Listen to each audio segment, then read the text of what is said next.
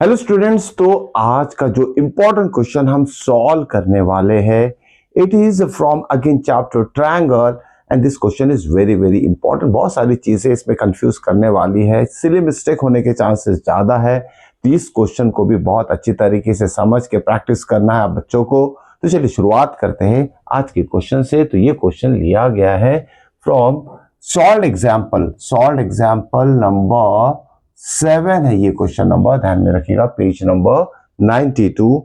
तो हम ये क्वेश्चन को सॉल्व करेंगे, देखते हैं सेम है। Yes, solve example number 7, page number 92 का ये क्वेश्चन है। तो ध्यान में रखिएगा पेज नंबर और example number 7 it's very very important. तो इस क्वेश्चन को इजी तरीके से कैसे सॉल्व किया जाए तो देखते हैं। क्वेश्चन में क्या दिया है पहले समझ लेते हैं। A girl of height 90 centimetre, तो इसे अंडरलाइन जरूर कर लीजिएगा। 90 centimetre is walking away from the base of the lamp post. तो यह बेस वर्ड इंपॉर्टेंट कीवर्ड है, ध्यान में रखिएगा। Walking away from the base of the lamp post at a speed of 1.2 metre per second.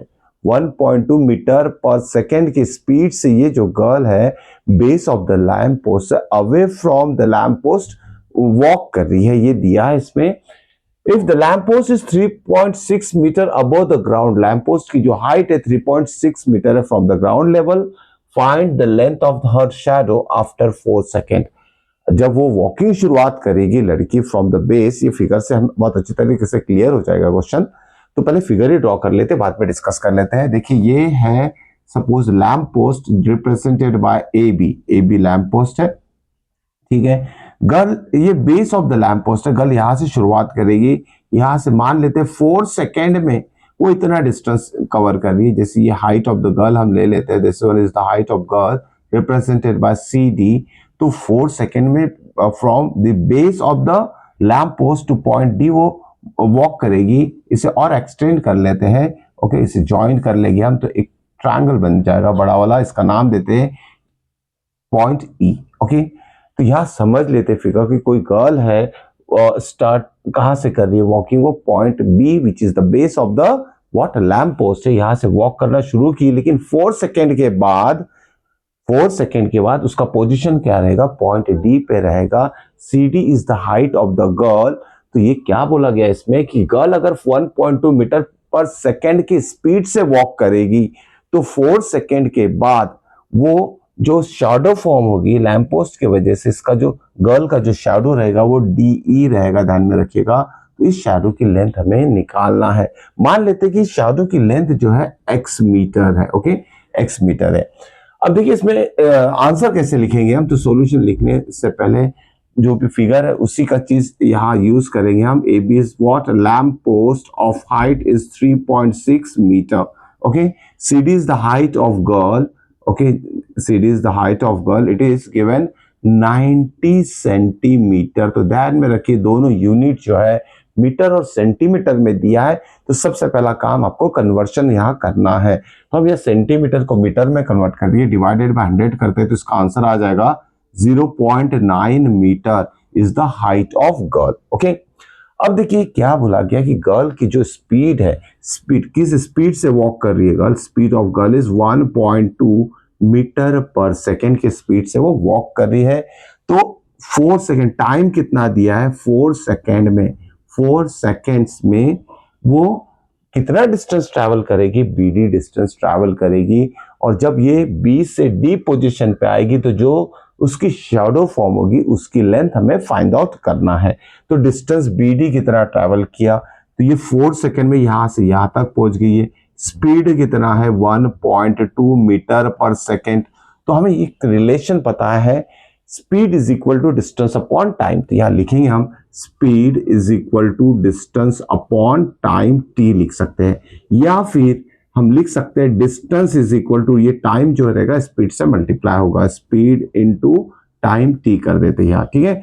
ये जो distance की बात कर रही है 4 सेकेंड में कितना डिस्टेंस ट्रैवल करेगी, डिस्टेंस बी डी। तो यहाँ हम लिखेंगे distance B D is equal to again speed into time T, and that is equal to speed कितना है गर्ल का 1.2 metre per second into time कितना ले रही है 4 सेकेंड्स ले रही है। तो सेकेंड कैंसिल हो जाएगा, आंसर इज 4.8 मीटर। तो 4 सेकेंड में from the base of the lamp post girl कितना वॉक करेगी, तो इतना डिस्टेंस वॉक करेगी 4 सेकेंड में। तो यहां से यहां तक की जो लेंथ आ गई हमारा 4.8 मीटर आ चुका है। ओके, अब आगे देखिए, height of the lamp post is given 3.6 metre. तो हाइट यहां मेंशन कर लेते 3.6 मीटर। हाइट ऑफ गर्ल जो कि दिया था 9 सेंटीमीटर में, तो इसे हम लिख लेंगे 0.9 metre is the height of the girl. Okay, और एक चीज ध्यान में रखना है, लैम्प पोस्ट बोलो गर्ल बोलो both are in vertical position. Okay, base अगर ग्राउंड लेवल से कंपेयर कर दिया जाए, दोनों की वर्टिकल पोजीशन रहेगी, तो यहाँ 90 डिग्री एंगल यहाँ हमें मेंशन करना पड़ेगा। अब देखिए यहाँ क्या होगा इसके बाद, अब यहाँ क्या करेंगे हम, इस बड़े ट्रायंगल और छोटे ट्रायंगल में अगर देखेंगे तो ये बड़े ट्रायंगल का 90 डिग्री, छोटे ट्रायंगल का 90 डिग्री, और जो एंगल ई है ये दोनों छोटा ट्रायंगल और बड़ा ट्रायंगल के लिए कॉमन एंगल होगा। इसका मतलब ये बड़ा ट्रायंगल जो रहेगा छोटे ट्रायंगल से क्या हो जाएगा, सिमिलर प्रूफ हो जाएगा by a similarity. Okay, similarity criteria से। अब देखिए आगे बढ़ते हैं 4.8। अब इसके बाद हम सॉल्यूशन कैसे लिखेंगे, पहले ये दोनों बड़े ट्रायंगल की बात करते हैं। In triangle A B E and triangle C D E की बात करें, ये बड़ा ट्रायंगल ए बी ई हो गया और छोटा ट्रायंगल सी डी हो गया। पहले हम लिखेंगे angle B is equal to angle D. Okay, angle B is equal to angle D, क्यों इक्वल है, क्योंकि 90 डिग्री उसका मेजर है। ओके, दूसरा लिखेंगे angle E is equal to angle E, क्यों लिखेंगे, क्योंकि ये कॉमन है, राइट, दोनों कॉमन एंगल है दोनों ट्रायंगल के लिए। दिस इंप्लाइज, इसके ऊपर से क्या हो जाएगा, triangle A B E is similar to triangle what C D E हो जाएगा। और हमें पता है कि जब दो ट्रायंगल सिमिलर रहते हैं, लेकिन पहले इसका कंडीशन लिख लेते हैं कि इससे ए सिमिलैरिटी से दोनों ट्रायंगल कॉन्ग्रुएंट हो गए। Okay, A similarity criteria. Okay, now when two triangles are similar the ratio of corresponding sides are equal। हमें कंडीशन पता है कि जब दो ट्रायंगल सिमिलर रहते हैं तो उनके साइड्स करस्पॉन्डिंग साइड्स का रेशियो इक्वल रहता है, या तो हम ऐसे भी बोल सकते हैं that sides of two similar triangles are always in proportion। तो ये चीजें हमें ध्यान में रखना। तो यहाँ देखिए हम सिर्फ दो साइड को इक्वल लेंगे, थर्ड साइड की हमें जरूरत नहीं है। हम हाइट को इक्वल ले लेते दोनों ट्रायंगल को, तो यहाँ लिखेंगे हम A B upon what C D, A B upon C D, दोनों ट्रायंगल की करस्पॉन्डिंग साइड्स हम बोल सकते हैं, दैट इज इक्वल टू। अब ये बड़े ट्रायंगल का बेस क्या है, बीई है। ओके, बीई लिख लिया। छोटे ट्रायंगल का बेस क्या है, डीई है, वो भी लिख लिया हमने। ठीक है, इस तरीके से हमने रेशियो इक्वल किया। लेकिन थर्ड रेशियो एई अपॉन सीई की हमें जरूरत नहीं है, हम ये दोनों रेशियो से ही एक्स की वैल्यू निकाल लेंगे। ए बी कितना है, ए बी इज 3.6, ध्यान में रखिएगा, A B is 3.6 divided by 0.9 is equal to be.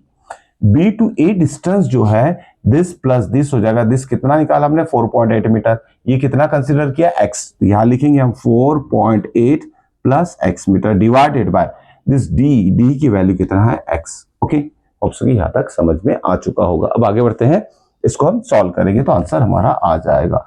अब इसकी जरूरत नहीं है हमें, चलिए नेक्स्ट। यहां देखिए 3.6 जो है और 0.9 डेसिमल आफ्टर 1 डिजिट जब भी रहता है दोनों न्यूमरेटर डिनोमिनेटर में, तो वैसे ही डेसिमल हट जाएगा। 36/9 is equal to 4.8 plus x divided by x, तो ये हो जाएगा 9 4 राइट, 4 9 36। अब ये 4 यहाँ आ गया और यहाँ x डिनोमिनेटर में, तो ये हो जाएगा 4x is equal to 4.8 plus x. इस x को इधर शिफ्ट कर देंगे तो माइनस हो जाएगा, 4x माइनस एक्स, यह आ जाएगा 3x इज इक्वल टू 4.8।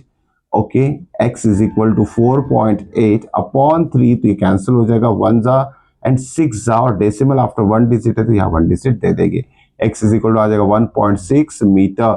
यहाँ लास्ट में देयरफॉर हमें स्टेटमेंट लिखना पड़ेगा, therefore the length of the shadow formed by the girl, okay, when she is walking away from the base of the lamp post in 4 seconds will be 1.6 metre. Hope so ये question आपको समझ में आया होगा। तो next video देखना मत भूलिएगा, उसमें भी इंपॉर्टेंट क्वेश्चन हम सॉल्व करने जा रहे हैं। मिलते हैं नेक्स्ट वीडियो के साथ, टिल देन गुड बाय।